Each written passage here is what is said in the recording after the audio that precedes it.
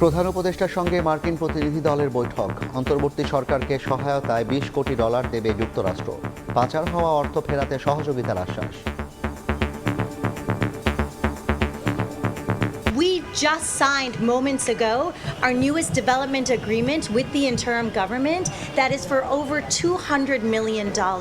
We're looking at being able to strengthen governance across the country. আর্থিক খাতে যেগুলি সহযোগিতাগুলো দরকার সেটা এক্সপোর্ট বা আমাদের বাণিজ্যের ব্যাপার অন্যান্য কারিগরি সহায়তা বা বাজার এক্সপ্লোর করার এই সমস্ত আলোচনা হয়েছে। পাচার অর্থ পাচার সহ অন্যান্য যে সমস্ত বিষয় সেই বিষয়গুলি প্রাথমিক কথাবার্তা হয়েছে এবং এ বিষয়ে যুক্তরাষ্ট্র যে এক্সপার্টিস আছে সেটা হয়তো আমরা ব্যবহার করব।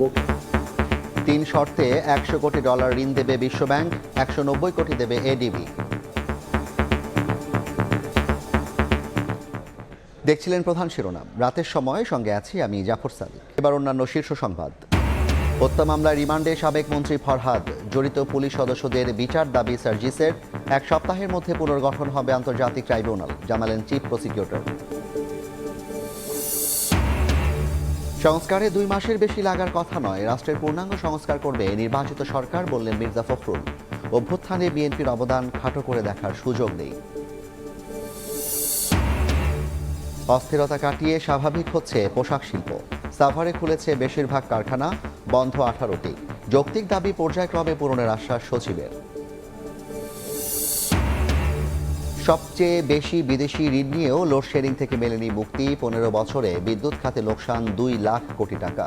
মেগা প্রকল্পের নামে দুর্নীতির অভিযোগ, ব্যবস্থা নেওয়ার তাগিদ। এবং নিম্নচাপের প্রভাবে বৃষ্টিতে খুলনা বরিশালে জলাবদ্ধতা, নোয়াখালীতে এখনও নিখোঁজ 27 জেলে। কক্সবাজারে নামছে পানি, রাজধানীতে দিনভর ভোগান্তি।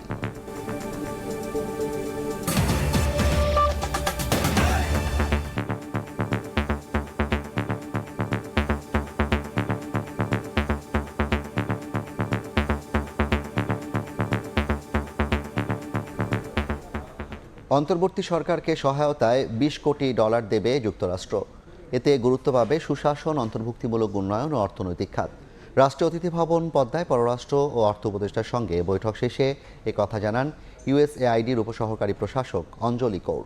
এদিকে প্রধান উপদেষ্টা ডক্টর মোহাম্মদ ইউনূসের সঙ্গে সাক্ষাতে অন্তর্বর্তী সরকারের 1.5 মাসের কার্যক্রমে আনুষ্ঠানিক সমর্থন দেয় মার্কিন প্রতিনিধি দল। বিদেশে পাচার হওয়া অর্থ ফেরাতে তাদের সহযোগিতা চাওয়া হয়েছে বলে জানান পররাষ্ট্র সচিব। অন্তর্বর্তী সরকার গঠনের পর প্রথম কোনো মার্কিন প্রতিনিধি দল ঢাকা সফর করছে। রোববার ব্যস্ত দিন কাটে প্রতিনিধি দলের 6 সদস্যের। অন্তর্বর্তী সরকারের প্রধান উপদেষ্টা ডক্টর মোহাম্মদ ইউনূসের সঙ্গে বৈঠক করে মার্কিন প্রতিনিধি দল। রাষ্ট্রীয় অতিথি ভবন যমুনায় রোববার সকাল 11টায় প্রধান উপদেষ্টার সঙ্গে বৈঠকে উপস্থিত ছিলেন যুক্তরাষ্ট্রের অর্থ বিভাগের অ্যাসিস্ট্যান্ট সেক্রেটারি ব্রেন্ট নেইম্যান ও পররাষ্ট্র দপ্তরের অ্যাসিস্ট্যান্ট সেক্রেটারি ডোনাল্ড লু সহ 6 মার্কিন প্রতিনিধি। এ সময় দেশ পুনর্গঠন, গুরুত্বপূর্ণ সংস্কার এবং পাচার যাওয়া অর্থ ফিরিয়ে আনতে মার্কিন যুক্তরাষ্ট্রের কাছে সমর্থন চান প্রধান উপদেষ্টা। এর আগে দিনের শুরুতে রাষ্ট্রীয় অতিথি ভবন যমুনায় পররাষ্ট্র উপদেষ্টার সঙ্গে সাক্ষাৎ করেন মার্কিন প্রতিনিধিরা। এরপর অর্থ উপদেষ্টা সালেউদ্দিন আহমেদের সঙ্গে বৈঠক শেষে অন্তর্বর্তী সরকারকে সহায়তায় $200 মিলিয়ন অনুদানের চুক্তি স্বাক্ষর করে 2 দেশ। ইউএসএইডের এশিয়া অঞ্চলের উপসহকারী প্রশাসক অঞ্জলি কর জানান, সুশাসন, অন্তর্ভুক্তিমূলক উন্নয়ন, সামাজিক, মানবিক ও অর্থনৈতিক সুযোগ বৃদ্ধি খাতে এ অর্থ অনুদান দিল যুক্তরাষ্ট্র। Focused on an inclusive growth and prosperity for the people of Bangladesh. This means we're looking at economic stability and growth. We're looking at improving health. We're looking at being able to strengthen governance. অর্থ উপদেষ্টা জানান, বিদেশে পাচার হওয়া অর্থ ফিরিয়ে আনা সহ কয়েকটি বিষয়ে আলোচনা হয়েছে মার্কিন প্রতিনিধিদের সঙ্গে। আর্থিক সংস্কার এবং আর্থিক খাতে যেগুলি সহযোগিতাগুলো দরকার সেটা, আর দ্বিতীয়ত বাণিজ্যে আমরা এক্সপোর্ট ডাইভার্সিফিকেশন এবং এক্সপোর্ট বা আমাদের বাণিজ্যের ব্যাপার অন্যান্য কারিগরি সহায়তা বা বাজার এক্সপ্লোর করার এই সমস্ত আলোচনা হয়েছে। ওরা বলেছে আমরা ডেফিনিট কর্ম পরিকল্পনা নিয়ে আমরা এগুলো তারা এবারে সহযোগিতা করার আশ্বাস দিয়েছে। দুপুরে পররাষ্ট্র সচিবের সঙ্গে আলোচনায় অংশ নেয় যুক্তরাষ্ট্রের উচ্চ পর্যায়ের দলটি। পরে সচিব জানান, বাংলাদেশের আর্থিক খাত সংস্কারে সহায়তার আশ্বাস দিয়েছে যুক্তরাষ্ট্র। অন্তর্বর্তীকালীন সরকারের সাথে তারা একযোগে কাজ করতে চান এবং সেটার প্রতিফলন হিসেবেই সরকার গঠনের 2য় মাসের প্রথমেই তারা এই প্রতিনিধি দলটি পাঠিয়েছে। দ্বিতীয়ত, আমরা আর্থিক সংস্কারের যে সমস্ত সেক্টরকে আইডেন্টিফাই করেছি, এই সবগুলো সেক্টরেই তারা সার্বিকভাবে সহযোগিতার আশ্বাস দিয়েছে। অন্তর্বর্তী সরকারের সংস্কার পরিকল্পনা এবং যুক্তরাষ্ট্র কিভাবে সহায়তা করতে পারে সে বিষয়ে আলোচনা হয়েছে। পাশাপাশি র্যাবের সংস্কার পরিকল্পনা নিয়ে মার্কিন প্রতিনিধি দলকে অবহিত করা হয়েছে বলে জানান পররাষ্ট্র সচিব। পাচার, অর্থ পাচার সহ অন্যান্য যে সমস্ত বিষয়, সেই বিষয়গুলি প্রাথমিক কথাবার্তা হয়েছে এবং এ বিষয়ে যুক্তরাষ্ট্র যে এক্সপার্টিস আছে সেটা হয়তো আমরা ব্যবহার করব।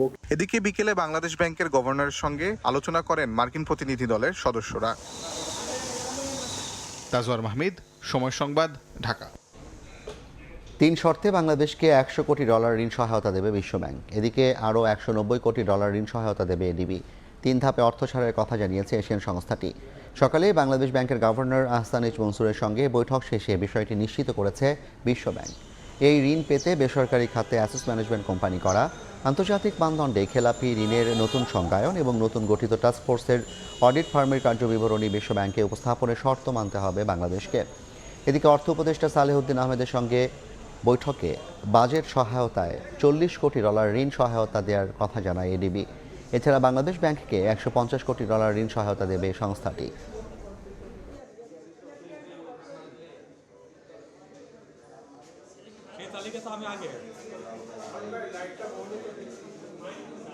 We are thankful to ADB for their continued support.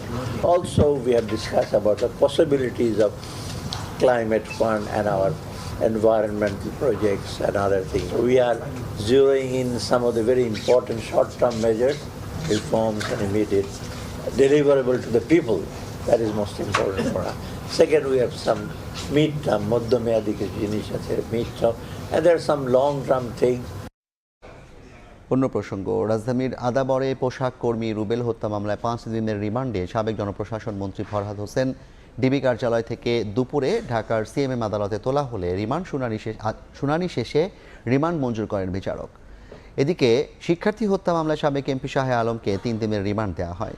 শনিবার ইস্কাটন এলাকা থেকে সাবেক জনপ্রশাসন মন্ত্রীকে ওই মামলায় গ্রেফতার দেখায় পুলিশ। রোববার দুপুরে আদালতে হাজির করে 7 দিনের রিমান্ড চাইলে শুনানি শেষে 5 দিন মঞ্জুর করেন বিচারক।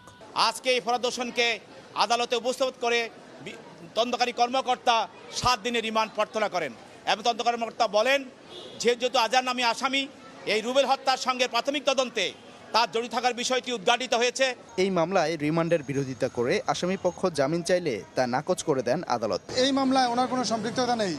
আমরা বিজ্ঞ আদালত থেকে বলেছি যে 11 থেকে 156 নম্বর আসামি হুকুম দিয়েছে বলেছে, বাট সুনির্দিষ্ট কোনো অভিযোগ নাই, কে গুলি করেছেন এরকম কোনো ভিডিও ফুটেজ নাই, কোনো স্থির ছবি নাই।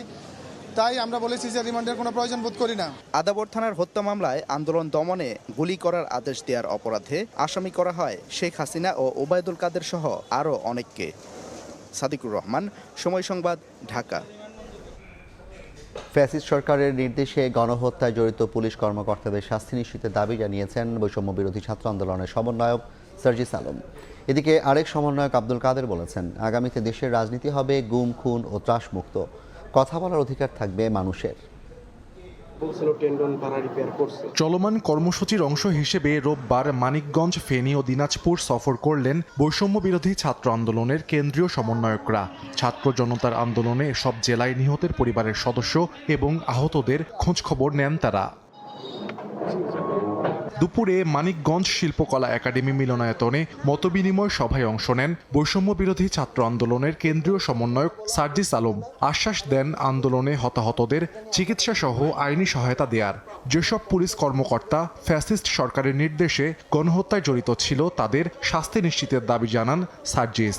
আইন শৃঙ্খলা রক্ষাকারী বাহিনীর যে সকল সদস্য সরাসরি এই হত্যাকাণ্ডের সাথে জড়িত ছিল এবং যাদের বিরুদ্ধে এভিডেন্সগুলো আছে, যেই প্রসেসের মাধ্যমে তাদের বিচার হওয়ার কথা সেই প্রসেসে অবশ্যই বিচার হইতে হবে। পুলিশ তার যদি বিচার না হয় তাহলে একজন রাষ্ট্রের অন্য একজন নাগরিকের বিচার করার অধিকারও বা বিচার করার বিষয়টিও প্রশ্নবিদ্ধ হয়। সে বিচারের বাইরে কেউ না। বিকেলে ফেনীতে বৈষম্য বিরোধী ছাত্র আন্দোলনের মতবিনিময় সভা হয় জেলা শিল্পকলা একাডেমিতে। এতে যোগ দেন আরেক কেন্দ্রীয় সমন্বয়ক আব্দুল কাদের। বলেন, আগামীর রাজনীতিতে থাকবে না গুম, খুন ও ত্রাস, থাকবে মানুষের কথা বলার অধিকার। আগামীর যে বাংলাদেশ, সে বাংলাদেশ তারুণ্য নির্ভর হবে। আগামীর বাংলাদেশ সুশাসনের বাংলাদেশ হবে। সাম্য মানবিক মর্যাদা নিশ্চিত হবে। গুম খুন ত্রাসের সংস্কৃতি থাকবে না। যে রাজনৈতিক বন্দোবস্তে মানুষের বাকস্বাধীনতা থাকবে, কথা বলার স্বাধীনতা থাকবে, গণতন্ত্র থাকবে। এদিকে দিনাজপুর পলিটেকনিক ইনস্টিটিউট মাঠে দুর্নীতি, চাঁদাবাজি ও সন্ত্রাসের বিরুদ্ধে ছাত্র জনতার মতবিনিময় সভায় অংশ নেন আরেক সমন্বয়ক তরিকুল ইসলাম। আমাদের রাষ্ট্র সংস্কারের আন্দোলন, যে আন্দোলন আমরা চালিয়ে যাচ্ছি, সে আন্দোলন কোনো অপশক্তির কাছে মাথা নোয়াবে না। ৮ সেপ্টেম্বর থেকে শুরু হয় বৈষম্য বিরোধী ছাত্র আন্দোলনের বিভাগীয় ও জেলা পর্যায়ের সফর। সাহাল আব্দুল্লাহ আলভি, সময় সংবাদ। এক সপ্তাহের মধ্যে পুনর্গঠন হবে আন্তর্জাতিক ট্রাইব্যুনাল। সিএমএইচ হাসপাতাল পরিদর্শন শেষে জানিয়েছেন চিফ প্রসিকিউটর।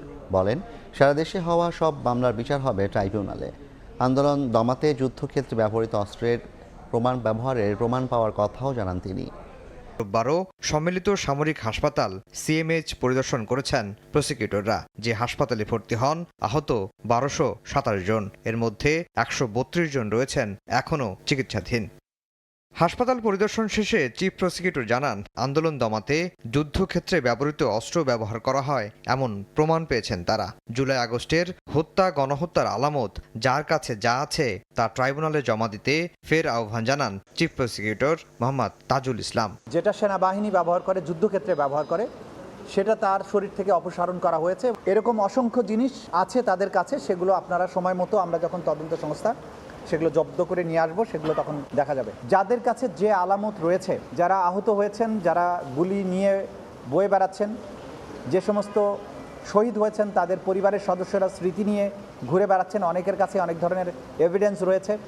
কেউ কেউ মামলা করেছেন, কেউ কেউ এখনও মামলা করেননি। যারা মামলা করেছেন তারা এবং যারা এখনও মামলা করেননি তারাও, সবাইকে আমরা আহ্বান জানাচ্ছি আন্তর্জাতিক অপরাধ ট্রাইব্যুনালের প্রসিকিউশন টিমের কাছে আমরা যে ডেস্কটা ওপেন করেছি সেখানে এসে আপনাদের এই তথ্যগুলো আমাদের কাছে দিয়ে যাবেন। তিনি জানান, বিজিবি পুলিশের যারা অপরাধ করেছে তাদেরও বিচারের মুখোমুখি হতে হবে, পার পাওয়ার কোনো সুযোগ নেই। এই অপরাধে যারাই সম্পৃক্ত থাকবে তাদেরকেই আইনের আওতায় আনা হবে। সুতরাং পুলিশের সার্কুলার দিয়ে তারা তাদের আভ্যন্তরীণ ডিসিপ্লিনের ব্যাপারে অথবা পুলিশের নিজের মামলা করার ব্যাপারে, সেই ব্যাপারে তাদের গাইডলাইন থাকতে পারে, সেটা ভিন্ন জিনিস। কিন্তু আন্তর্জাতিক অপরাধ ট্রাইব্যুনালের কার্যক্রম সেই ধরনের কোনো সার্কুলারের কারণে প্রভাবিত হবে না। চিফ প্রসিকিউটর জানান, আগামী সপ্তাহের মধ্যেই বিচারক নিয়োগের মাধ্যমে পুনর্গঠিত হবে আন্তর্জাতিক অপরাধ ট্রাইব্যুনাল। এরপর জুলাই আগস্টের ঘটনায় সারা দেশে হওয়া সব মামলা ট্রাইব্যুনালে আনা হবে। আফজাল হোসেন, সময় সংবাদ, ঢাকা। সংস্কারে 2 মাসের বেশি সময় লাগার কথা নয় উল্লেখ করে বিএনপি মহাসচিব মির্জা ফখরুল ইসলাম আলমগীর বলেছেন, রাষ্ট্রের পূর্ণাঙ্গ সংস্কার করবে নির্বাচিত সরকার। আন্তর্জাতিক গণতন্ত্র দিবস উপলক্ষে সংবাদ সম্মেলনে তিনি আরও বলেন, স্বৈরাচার বিরোধী আন্দোলনে জুলাই থেকে 13 আগস্ট পর্যন্ত বিএনপির 422 নেতাকর্মী নিহত হয়েছেন। তাই আন্দোলনে বিএনপির অবদানকে খাটো করে দেখার কোনো সুযোগ নেই। গুলশানে সংবাদ সম্মেলন করেন দলের মহাসচিব মির্জা ফখরুল ইসলাম আলমগীর। সংবাদ সম্মেলনে মির্জা ফখরুল বলেন, বারবারই ফ্যাসিস্ট আওয়ামী লীগের টার্গেটে ছিল বিএনপি। বৈষম্য বিরোধী ছাত্র আন্দোলন ও স্বৈরাচার বিরোধী এক দফা আন্দোলনে চলতি বছরের জুলাই থেকে 13 আগস্ট পর্যন্ত সারা দেশে বিএনপির 422 নেতাকর্মীকে হত্যা করা হয়েছে, যাদের মধ্যে 113 জন ছাত্রদল নেতা। স্বৈরাচারের পতন ঠেকাতে আওয়ামী লীগ বরাবরের মতোই বিএনপিকে প্রধান প্রতিপক্ষ হিসেবে চিহ্নিত করে এবং আন্দোলনকে দমন করতে নিপীড়নের মাত্রা বাড়িয়ে দেয়। 13 আগস্ট পর্যন্ত সমগ্র বাংলাদেশে শহীদ হন 875 জন মানুষ, যার মধ্যে কমপক্ষে 422 জন বিএনপি রাজনীতির সঙ্গে জড়িত। জনগণের ভোটের অধিকার ফিরিয়ে দিতে দেশ সংস্কারের পাশাপাশি নির্বাচনকে গুরুত্ব দিতে অন্তর্বর্তী সরকারের প্রতি আহ্বান জানান মির্জা ফখরুল। অতি দ্রুত যে সংস্কারের কাজে তারা হাত দিয়েছেন, আমরা মনে করি এই কাজগুলো দরকার। এই কাজগুলোকে খুব দ্রুত শেষ করে একটা নির্বাচনের দিকে যাওয়া, যে নির্বাচনটা একটা নিরপেক্ষ সরকারের অধীনে নির্বাচন হবে। আমার তো মনে হয় অতি দ্রুত, এটা 2 মাসও লাগার কথা না, এবং 2 মাসের মধ্যেই উনি যদি দিয়ে দেন তার একটা নির্বাচন করে ফেলতে হবে। আগামীতে নির্বাচিত সরকার রাষ্ট্রের প্রতিটি অবকাঠামোতে সংস্কার করে জনবান্ধব করবে বলেও আশাবাদ ব্যক্ত করেন মির্জা ফখরুল ইসলাম। জনগণ ভোট দিয়ে তাদের প্রতিনিধি নির্বাচন করবে, তারপরেই আপনার বাকি কাজগুলো করা সম্ভব। মার্জিয়া মুমু, সময় সংবাদ, ঢাকা। রাতের সময় আরও থাকছে। চট্টগ্রাম কাস্টম হাউসে ইতিহাসের সবচেয়ে বড় নিলাম বুধবার। তালিকায় মার্সিডিজ বেঞ্জ, ল্যান্ড ক্রুজার সহ 46 রকমের পণ্য, সেরে পড়ে বিক্রিযোগ্য আরও বিপুল পরিমাণ। স্বাভাবিক হচ্ছে তৈরি পোশাক খাত। সাভার, আশুলিয়া, ধামরাই এলাকায় খুলেছে বেশিরভাগ কারখানা, তবে 18টিতে বন্ধ রয়েছে উৎপাদন। এদিকে নিরাপত্তাহীনতা কাটাতে স্বস্তি প্রকাশ করলেও বিজিএবিএ বলছে এরই মধ্যে হাতছাড়া হয়েছে বেশ কিছু বিদেশি অর্ডার। শতভাগ কারখানা চালু করতে সর্বোচ্চ গুরুত্ব দিয়ে সরকার কাজ করছে বলে জানিয়েছে শ্রম ও কর্মসংস্থান মন্ত্রণালয়। প্রতিদিনের মতোই স্বাভাবিক কার্যক্রম চলছে আশুলিয়া এলাকার পরিবেশ বান্ধব এই তৈরি পোশাক কারখানায়। বেশিরভাগ কারখানার নিরাপত্তা কর্মী জানান সকাল 8টায় নিয়ম মেনেই শ্রমিকরা যোগ দিয়েছেন কাজে। আমাদের ফ্যাক্টরি আজকে স্বাভাবিকভাবে চলতে আছে, সুন্দরভাবে চলতে আছে, কোনো সমস্যা নাই। শিল্প পুলিশের তথ্য, সাভার, আশুলিয়া, ধামরাই এলাকায় মোট 1863টি কারখানার মধ্যে রোববার শ্রমিক অসন্তোষের মুখে বন্ধ রয়েছে 18টি, আর সাধারণ ছুটি 2টিতে। তৈরি পোশাক শিল্প মালিকদের শীর্ষ সংগঠন বিজিএমইএ বলছে সাভার আশুলিয়া এলাকার সংগঠনটির 407টি কারখানার মধ্যে শ্রম আইনের 13-র 1 ধারা অনুযায়ী বন্ধ আছে 7টি। খোলার পরও উৎপাদন শুরু করেনি এমন কারখানার সংখ্যা 6, আর বাকি 394টিতে স্বাভাবিক রয়েছে উৎপাদন কার্যক্রম। এই 18টা ফ্যাক্টরি আমরা ব্যাপারে মালিক এবং শ্রমিকদের মাঝে করছি যেন তাদের সমস্যাগুলো নিরসন করতে পারে। সম্মিলিত প্রচেষ্টায় কারখানার স্বাভাবিক কর্মপরিবেশ ফিরে আসছে দাবি করে বিজিএমইএ বলছে এরই মধ্যে কিছু ক্রয়াদেশ চলে গেছে ভারত, ভিয়েতনাম, শ্রীলঙ্কায়। সেই অর্ডারটা আমরা দেখতে পাচ্ছি কিছু কিছু অংশে এটি ভারত, পাকিস্তান, শ্রীলঙ্কা এবং ভিয়েতনামে চলে গিয়েছে। এদিকে কারখানার কার্যক্রম পর্যবেক্ষণে রোববার সকালে আশুলিয়া শিল্পাঞ্চলে আসেন শ্রম ও কর্মসংস্থান মন্ত্রণালয়ের একটি প্রতিনিধি দল। পরে সাংবাদিকদের জানান শ্রমিক অসন্তোষ দূর করে শতভাগ কারখানা চালু রাখতে সর্বোচ্চ গুরুত্ব দিচ্ছে সরকার। তাদের দাবি দেওয়া বা যেই বিষয়গুলো আছে সেগুলো আমরা সরকারের দৃষ্টিতে আনব। আমাদের উপদেষ্টা মহোদয় তিনি এই ব্যাপারে খুবই আন্তরিক। আমাদের এক্সপোর্ট আরও আমরা বাড়াতে চাই, আমরা অন্য দেশের সাথে প্রতিযোগিতা করে আরো এগিয়ে যেতে চাই। শিল্প এলাকায় নিরাপত্তা নিশ্চিতে সেনাবাহিনী ও পুলিশের টহল ছিল চোখে পড়ার মতো।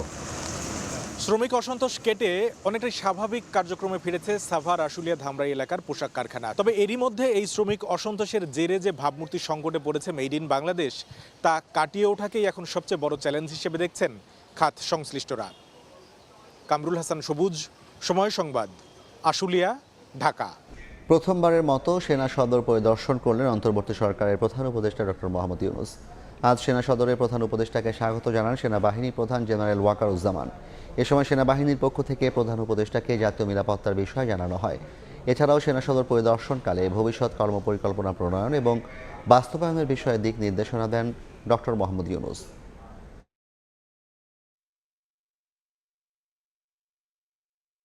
গভীর নিম্নচাপের কারণে সারা দেশে বৃষ্টি ঝরছে। বরিশাল, খুলনা সহ বিভিন্ন শহরে দেখা দিয়েছে জলাবদ্ধতা। বৃষ্টির সঙ্গে বইছে ঝোড়ো হাওয়া। মৌসুমী বায়ু সক্রিয় থাকায় সাগর উত্তাল। সমুদ্র বন্দরে 3 নম্বর বিপদ সংকেত দেখাতে বলা হয়েছে।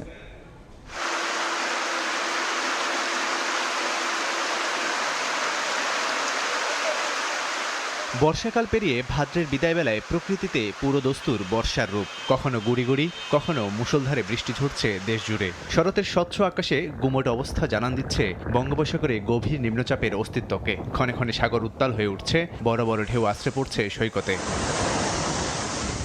মৌসুমী বায়ু সক্রিয় থাকায় রাতভর বৃষ্টি ঝরেছে দেশের বিভিন্ন স্থানে। বরিশাল, খুলনা সহ বিভিন্ন জেলায় প্রধান প্রধান সড়ক সহ অধিকাংশ রাস্তাঘাট পানিতে তলিয়েছে। জলাবদ্ধতায় নাকাল নগরবাসী। অনেকের বাসাবাড়িতে পানি ঢুকে পানিবন্দী নিম্নাঞ্চলের মানুষ। বৃষ্টির সঙ্গে ঝড়ো হাওয়া ও বিদ্যুৎ বিভ্রাটের কারণে ভোগান্তি আরও বেড়েছে। প্রচুর ভোগান্তি, যে ভোগান্তির আসলে কোনো শেষ নাই। একটু বৃষ্টি হইলেই পানি জমে যায়, এমন কোনো রোড নাই, অলিগলি নাই যে মনে করেন পানি না আছে। ড্রেন করেছে ঠিকই, কিন্তু পানি তো এখনো আটশো পানি। পটুয়াখালীতে সর্বোচ্চ বৃষ্টিপাতের রেকর্ড হয়েছে। বৈরী আবহাওয়ায় সমুদ্র বন্দরগুলোকে 3 নম্বর স্থানীয় সতর্ক সংকেত দেখিয়ে যেতে বলা হয়েছে এবং মাছ ধরার ট্রলারগুলোকে এখনো সতর্ক অবস্থানে থাকতে বলা হয়েছে। যে বৃষ্টি হয়েছে আমার বয়সেও আমি এত বৃষ্টি দেখি নাই। পানিতে গিয়ে আমি গাউগরাফ তলাই গেছে, বস্তি কি তাই হ্যাঁ ডুবে গেছে। বৃষ্টিতে রান্না খাওয়া সব বন্ধ হয়ে গেছে, গলের ভিতর হাঁটু সমান পানি। এদিকে কক্সবাজারে বৃষ্টিপাত কমে যাওয়ায় নামতে শুরু করেছে পানি, আর ভেসে উঠছে সদর উপজেলা, উখিয়া, টেকনাফ ও চকরিয়া এলাকার ক্ষয়ক্ষতি। তবে ঘরে ফেরা মানুষগুলো রয়েছে চরম দুর্ভোগে। লাবিব হাসান, সময় সংবাদ। বৈরী আবহাওয়ার কবলে পড়ে বাংলাদেশ বঙ্গোপসাগরে ট্রলার ডুবির ঘটনায় নোয়াখালীর 27 জেলে এখনও নিখোঁজ রয়েছেন। তাদের উদ্ধারে কাজ করছে কোস্টগার্ড। গত 3 দিনে বৈরী আবহাওয়ার কবলে পড়ে ছোট বড় 29টি ট্রলার ডুবে যায়। দুপুর পর্যন্ত জীবিত উদ্ধার করা হয়েছে শতাধিক জেলেকে। নিখোঁজ 27 জেলের মধ্যে আমতলী ঘাটের কামরু মাছির ট্রলারের 15 জন এবং একই ঘাটের রহিম মাছির ট্রলারের 12 জন জেলে রয়েছেন। নিঝুম দ্বীপের 4টি ও জাহাজমারা কাটাখালী ঘাটের 2টি ট্রলার এখনও ঘাটে ফেরেনি।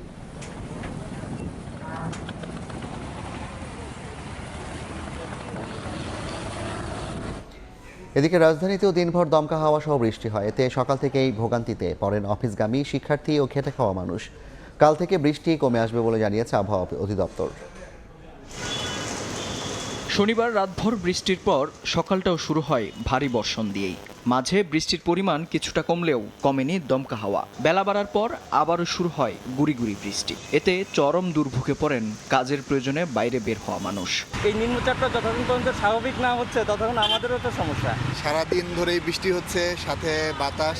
ছাতাও মাথায় ভালোভাবে রাখা যাচ্ছে না, এক প্রকার ভিজে যাচ্ছে। নিম্নচাপের প্রভাবে দুদিনের বৃষ্টি ভ্যাপসা গরম কাটালেও চলাচলে বাড়ায় ভোগান্তি। ইলশেগুড়ি এই বৃষ্টি নগরে জলাবদ্ধতার সৃষ্টি না করলেও বিপাকে পড়তে হয় অফিসগামীদের। সবচেয়ে বেশি দুর্ভোগে পড়েন খেটে খাওয়া লোকজন। বৃষ্টি বাদলের জন্য কষ্ট হইতেছে, এই জন্য আমরা গাড়ি চালাতে পারতেছি না। বৃষ্টির জন্য যাত্রী পাওয়া যাচ্ছে না।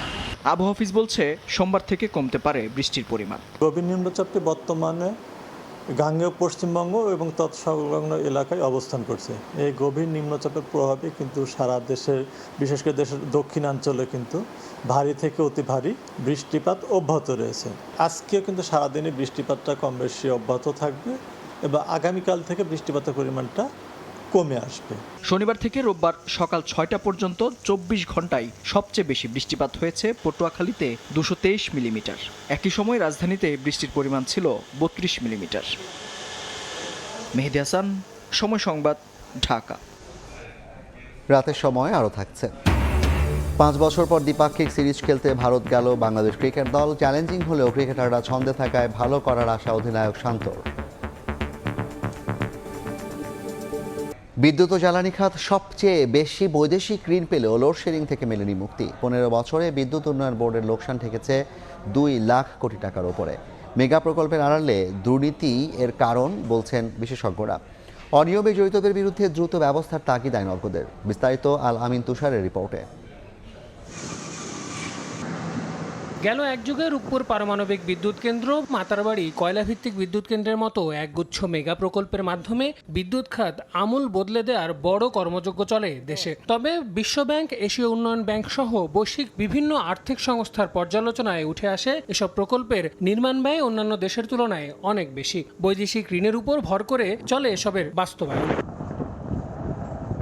বাংলাদেশ ব্যাংকের হিসাবে শুধু গেল 8 বছরেই বিদেশি ঋণের পরিমাণ বেড়েছে প্রায় দ্বিগুণ। আর অর্থনৈতিক সম্পর্ক বিভাগের flow of external resources into Bangladesh প্রতিবেদন বলছে শুধু বিদ্যুৎ ও জ্বালানি খাতে গেল 1.5 দশকে বৈদেশিক ঋণ এসেছে বর্তমান ডলার মূল্যে প্রায় 19,000 কোটি টাকা। তারপরও লোডশেডিং মুক্ত হয়নি দেশ। সঙ্গে গেল 15 বছরে বিদ্যুৎ উন্নয়ন বোর্ডের লোকসান ঠেকেছে 2 লাখ কোটি টাকার উপরে। মেগা প্রকল্পের বাইরেও 2030 সালের মধ্যে উৎপাদনে আসার জন্য নতুন করে আরও 46টি বিদ্যুৎ কেন্দ্রের অনুমোদন দেয় সদ্য ক্ষমতাচ্যুত আওয়ামী লীগ সরকার। জাতীয় চাহিদাকে প্রাধান্য না দিয়ে নিজেদের স্বার্থ বাস্তবায়ন আর দুর্নীতিকেই এ অবস্থার জন্য দায়ী করছেন খাত সংশ্লিষ্টরা। ক্ষমতা বৃদ্ধি হলে আপনি বিদ্যুৎ দিতে পারছেন না, গ্যাস দিতে পারছেন না, তার মানে অন্যায়, অযৌক্তিক তথা লুণ্ঠনমূলক ব্যয় এইভাবে বৃদ্ধি করে চলেছেন। সরকারি পর্যায়ে সরকার এইভাবে পদ্ধতিগতভাবে লুণ্ঠনের সুযোগ সৃষ্টি করেছে এবং লুণ্ঠন করতে যে অলিগার্ক তৈরি করেছেন। বিদ্যুৎ ও জ্বালানি সেবা লুণ্ঠন মুক্ত হতে হবে, মুনাফা মুক্ত হতে হবে এবং সরকারি সেবা হতে হবে। এমনকি নিজেদের পরিচয় গোপন করার শর্তে প্রকল্পগুলোতে অন্তত 20 ধাপে অবৈধ অর্থ লেনদেনের অভিযোগ করেছেন খোদ বিদ্যুৎ ও জ্বালানি খাত সংশ্লিষ্টরা। এসব অনিয়মের সঙ্গে জড়িতদের দ্রুত আইনের আওতায় আনার তাগিদ আইনজ্ঞদের। প্রজেক্টগুলো নেওয়াই হয়েছিল দুর্নীতি করার জন্য এবং টাকা লোপাট করার জন্য। দুদকও সেই সময়ে কোনো ব্যবস্থা নেয়নি। দুদকের নেমে যাওয়া উচিত এই প্রজেক্টগুলোর দুর্নীতি সম্পর্কে খোঁজ করার। আদালতে যাতে করে মামলা দ্রুত বিচার হয় সেই ব্যবস্থাটাও, সেই পথটাও এখন তৈরি করা দরকার। সকল অনিয়ম পেছনে ফেলে আগামীর বাংলাদেশে সব প্রকল্প বাস্তবায়নে জনচাহিদা আমলে নিয়ে জবাবদিহিতা নিশ্চিত করে কাজ করবেন নীতি নির্ধারকরা, এমন তাগিদ সংশ্লিষ্টদের। আল আমিন তুষার, সময় সংবাদ, ঢাকা। এদিকে উৎপাদনে ফিরল দিনাজপুরের পরপুকুরিয়ার তাপবিদ্যুৎ কেন্দ্রের তৃতীয় ইউনিট। জাতীয় গ্রিডে যোগ হচ্ছে 220 মেগাওয়াট বিদ্যুৎ। 6 দিন বন্ধ থাকার পর নতুন ওয়েল পাম্প স্থাপন করে রোববার দুপুর 2টার দিকে আবার উৎপাদন শুরু হয় 3 নম্বর ইউনিটে। এই ইউনিটটি দিনে 200 থেকে 220 মেগাওয়াট বিদ্যুৎ উৎপাদনে সক্ষম। এটি চালু রাখতে দৈনিক 2300 মেট্রিক টন কয়লা প্রয়োজন হবে। গত 9 সেপ্টেম্বর সন্ধ্যায় ওয়েল পাম্প নষ্ট হলে বন্ধ হয়ে যায় উৎপাদন। কয়লাভিত্তিক তাপবিদ্যুৎ কেন্দ্রের 3টি ইউনিটের বিদ্যুৎ উৎপাদন ক্ষমতা 525 মেগাওয়াট।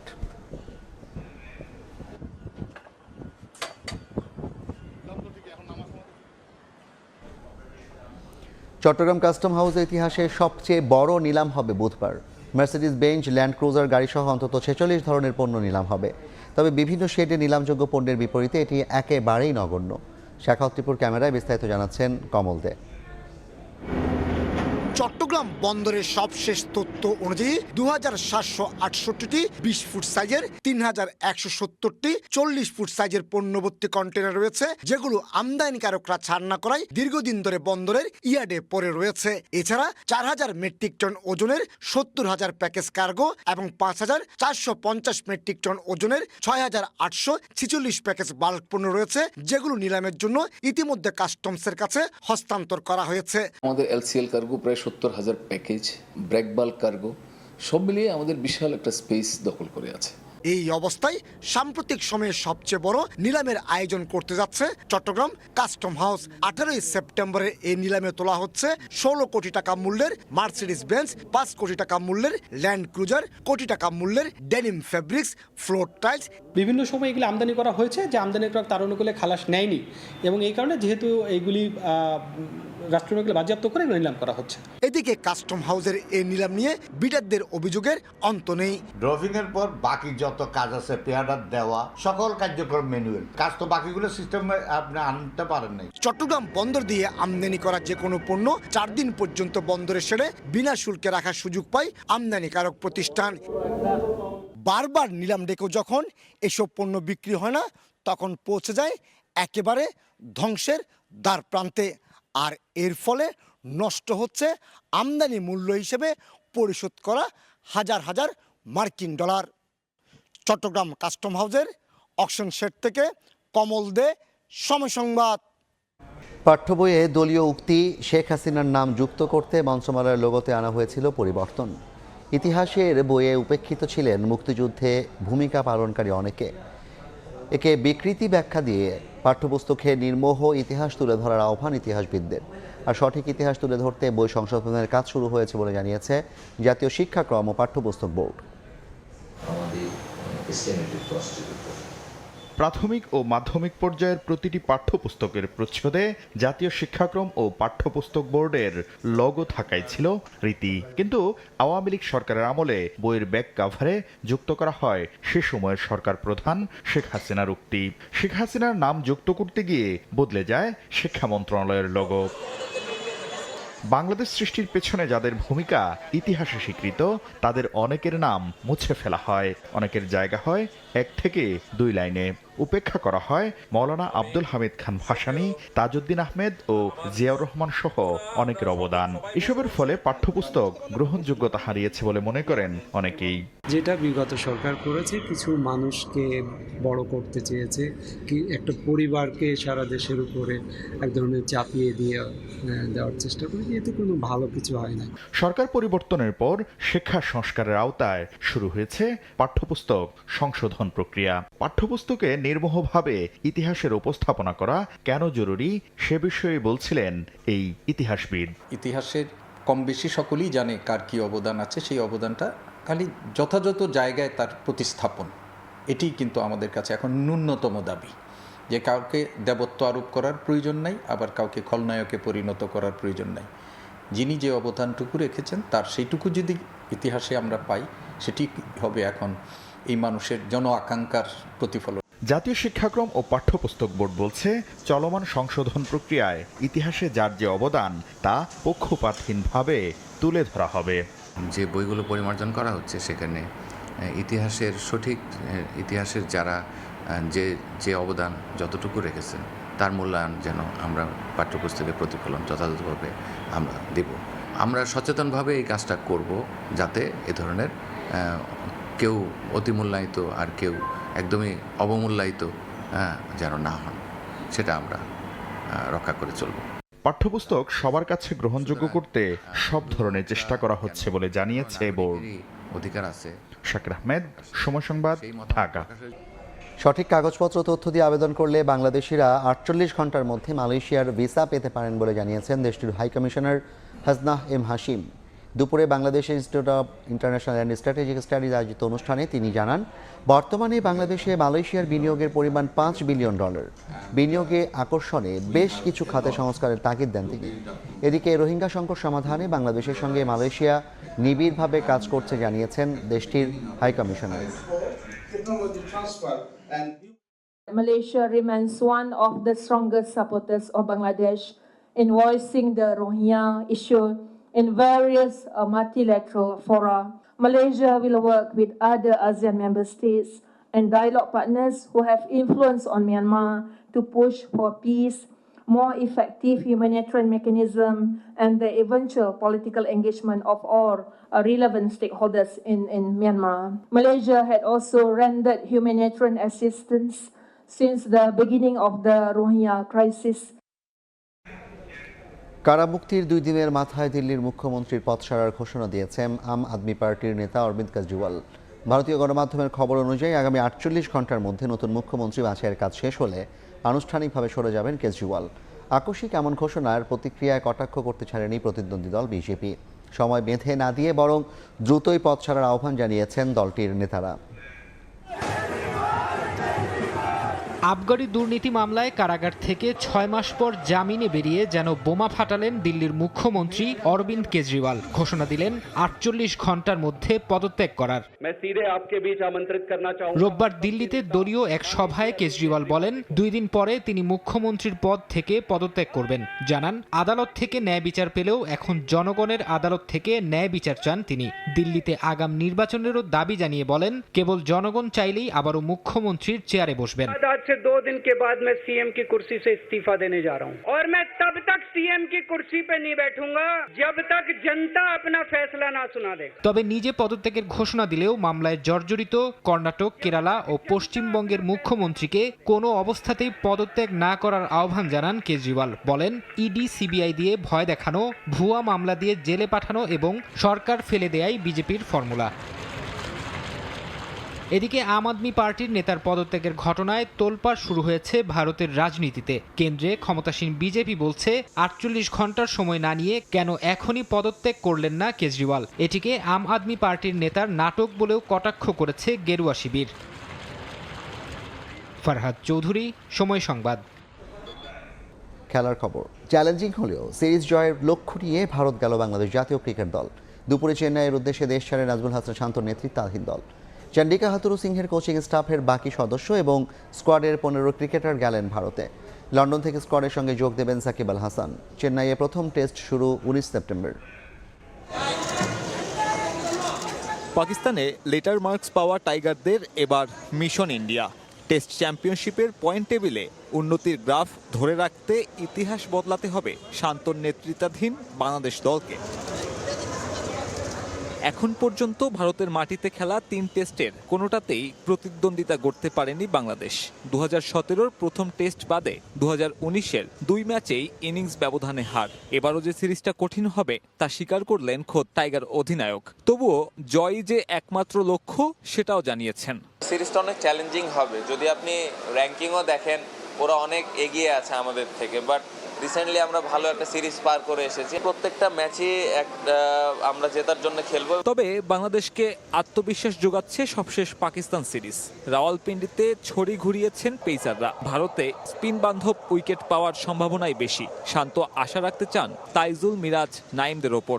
এক্সপেরিয়েন্সের দিক দিয়ে ওই দলটা একটু এগিয়েই রাখবো আমি অবশ্যই, বাট স্পিনারদের আমাদের খুব ভালো এক্সপেরিয়েন্স আছে, যে কোনো কন্ডিশনে বল করার ওই অ্যাবিলিটিটা আছে। সো আমি এতটুকু বলতে পারি, পেসার, স্পিনার এবং ব্যাটসম্যান যারাই খেলবেন এই সিরিজটা, প্রত্যেকটা প্লেয়ার 100% দিবেন। আমার মনে হয় প্রিপারেশন খুব ভালো হয়েছে ওনার, এবং আমি আশা করি যে এই সিরিজে উনি ভালো কিছু করবেন। ফুটবল ফেডারেশন নির্বাচনে প্রার্থিতা ঘোষণায় সমন্বিত পরিষদের চমক। সভাপতি পদে তাবিত আউয়ালের প্রার্থিতার গুঞ্জন থাকলেও সংবাদ সম্মেলনে ঘোষণা এলো রুহুল আমিন তরফদারের নাম।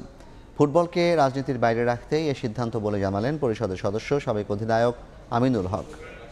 জেলা বিভাগীয় অ্যাসোসিয়েশন থেকে আমাদের তপন ভাই এবং বাংলাদেশ ক্লাবদের পক্ষ থেকে, ঢাকা মহানগরী ক্লাব, ঢাকার বিভিন্ন ক্লাব সকলের পক্ষ থেকে আমার যে প্রার্থিতা আসন্ন বাংলাদেশ ফুটবল ফেডারেশন 2024-এর নির্বাচনে সভাপতি হিসাবে আমার প্রার্থিতার ব্যাপারে ওনারা যে ডিক্লারেশন দিয়েছেন, আমি এটা সাদরে গ্রহণ করলাম। আমরা চাই যে বাংলাদেশের ক্রীড়াঙ্গনে যাতে আর কোনো দলীয়করণ করা না হয়, রাজনীতিকরণ করা না হয়, সেই প্রত্যাশাতে যদি আমরা পূরণ করতে পারি জাতির কাছে, তাহলে আমার কাছে মনে হয় যে এই বাংলাদেশের পরিবর্তনের যে হাওয়া, যে সংস্কারের হাওয়া, সেটা পরিপূর্ণভাবে আমরা কাজে লাগিয়ে বাংলাদেশের ফুটবল না, শুধু বাংলাদেশের অন্যান্য স্পোর্টসও আমরা ব্যাপক কাজে লাগাতে পারবো। এ পর্যায়ে শীর্ষ সংবাদগুলো জানিয়ে দিচ্ছে আরেকবার। প্রধান উপদেষ্টার সঙ্গে মার্কিন প্রতিনিধি দলের বৈঠক, অন্তর্বর্তী সরকারকে সহায়তায় $20 কোটি দেবে যুক্তরাষ্ট্র, পাচার হওয়া অর্থ ফেরাতে সহযোগিতার আশ্বাস। হত্যা মামলা রিমান্ডে সাবেক মন্ত্রী ফরহাদ, জড়িত পুলিশ সদস্যদের বিচার দাবি সার্জিসের। 1 সপ্তাহের মধ্যে পুনর্গঠন হবে আন্তর্জাতিক অপরাধ ট্রাইব্যুনাল, জানালেন চিফ প্রসিকিউটর। এবং সংস্কারে 2 মাসের বেশি লাগার কথা নয়, রাষ্ট্রের পূর্ণাঙ্গ সংস্কার করবে নির্বাচিত সরকার, বললেন মির্জা ফখরুল। অভ্যুত্থানে বিএনপির অবদান খাটো করে দেখার সুযোগ নেই।